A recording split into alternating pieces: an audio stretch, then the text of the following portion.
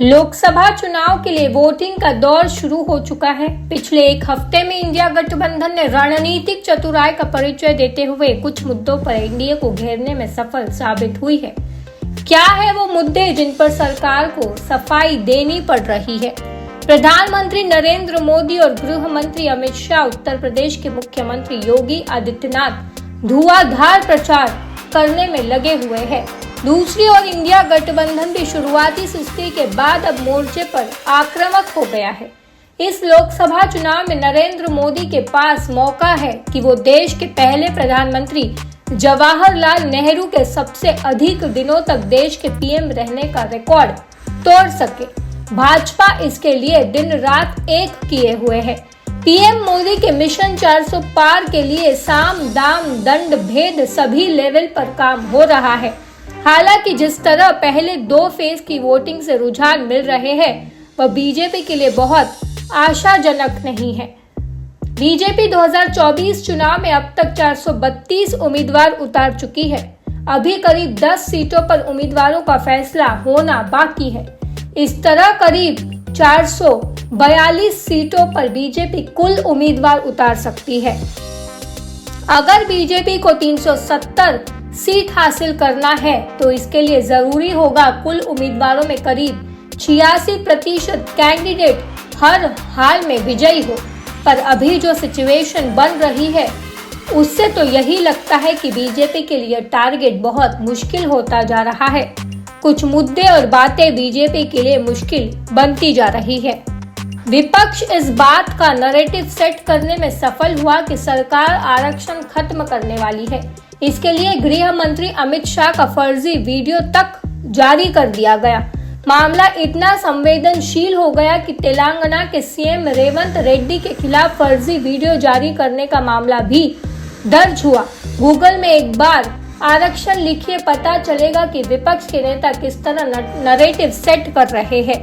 अचानक पिछले 15 दिनों में देश में संविधान बचाने की बात दोनों पक्षों से होने लगी है। एक तरफ इंडिया गठबंधन ये नैरेटिव सेट कर रहा है कि बीजेपी 400 पार का नारा इसलिए लगा रही है कि देश में बहुत से कानूनों को बदला जा सके। विपक्ष ने बहुत ही संगठित तरीके से इस बात को आम लोगों के बीच फैलाया है। CSDS के सर्वे में भी यह बात सामने आई कि गांव-गांव में यह बात मुद्दा बन रहा है कि ED CBI के जरिए सरकार मनमानी कर रही है। यहाँ तक कि विपक्ष ने बहुत अनैतिक तरीके से यह बात भी फैलाई है कि अगर बीजेपी सरकार वापस आती है तो देश में दोबारा चुनाव नहीं होंगे, जबकि ऐसी बात आज के दौर में किसी भी दल के लिए संभव नहीं है। पर सबसे बड़ी बात यह है कि जनता इन बातों से प्रभावित हो रही है। इस मुद्दे पर बीजेपी के नेता भी बार बार यह कह रहे हैं कि अगर विपक्ष की सरकार बनती है तो अनुसूचित जातियों और पिछड़ों के आरक्षण में मुस्लिम लोगों को भी हिस्सा दिया जाएगा। कर्नाटक में दूसरे चरण की वोटिंग से 2 दिन पहले देश के पूर्व पीएम HD देवेगौड़ा के पोते सांसद प्रज्वल रेवन्ना की सैकड़ों सेक्स सीडी वायरल हुई। इन सीडी के वायरल होते ही रेवन्ना के घर की एक कुक ने रेवन्ना और उनके पिता के खिलाफ मामला दर्ज कराया। बताया जा रहा है कि सैकड़ों महिलाओं के साथ इन वीडियो क्लिप को खुद रेवन्ना ने ही शूट किया था। इस घटना के सामने आने के बाद कर्नाटक सरकार ने सांसद प्रज्वल रेवन्ना से जुड़े कथित सेक्स स्कैंडल की जांच के लिए एक विशेष जांच दल गठित करने का भी फैसला किया। बताया जा रहा है कि रेवन्ना जर्मनी भाग गए हैं। चूंकि बीजेपी और JDS कर्नाटक में एक साथ चुनाव लड़ रही है, इसलिए जाहिर है कि रेवन्ना को लेकर बीजेपी की किरकिरी होनी तय है। बीजेपी के लिए 2014 और 2019 के चुनाव में कभी BSP तो कभी AIMIM के प्रत्याशियों ने मुकाबले को त्रिकोणीय बनाकर बीजेपी को बहुत सी सीटों पर लाभ पहुंचाया। पर इस बार असदुद्दीन ओवैसी और मायावती से इस प्रकार का फेवर मिलता नहीं दिख रहा। विपक्ष इन दोनों नेताओं पर बीजेपी की B टीम होने का आरोप लगाता रहा है, पर इस बार ये दोनों फैक्टर गायब है। ओवैसी ने पहले कहा था कि वो यूपी में 34 और बिहार में 40 प्रत्याशी खड़ा करेंगे, पर अब AIMIM का केवल एक प्रत्याशी बिहार के किशनगंज में दिख रहा है। उसी तरह BSP पश्चिमी यूपी से लेकर पूर्वी यूपी तक करीब 1.5 दर्जन उम्मीदवार ऐसे खड़े किए गए जो सीधे सीधे बीजेपी को नुकसान पहुंचा रहे हैं। बीजेपी का 400 पार का नारा उल्टा पड़ गया है।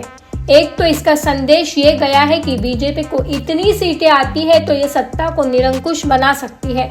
दूसरे, भाजपा के कार्यकर्ता और कट्टर समर्थकों में इस नारे के चलते फील गुड जैसा भाव आ गया है।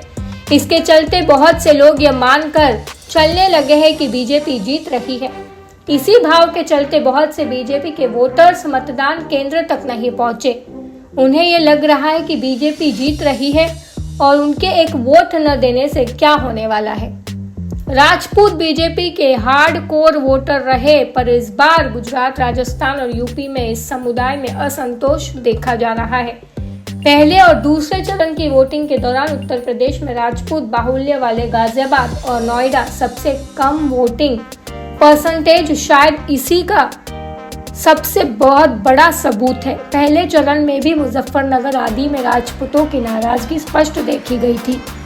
राजपूतों को मनाने के लिए यूपी में इसी समुदाय के 2 कद्दावर नेताओं रक्षा मंत्री राजनाथ सिंह और उत्तर प्रदेश के सीएम योगी आदित्यनाथ को पार्टी ने लगाया था, पर उसका कोई फायदा मिलते अभी नहीं दिख रहा।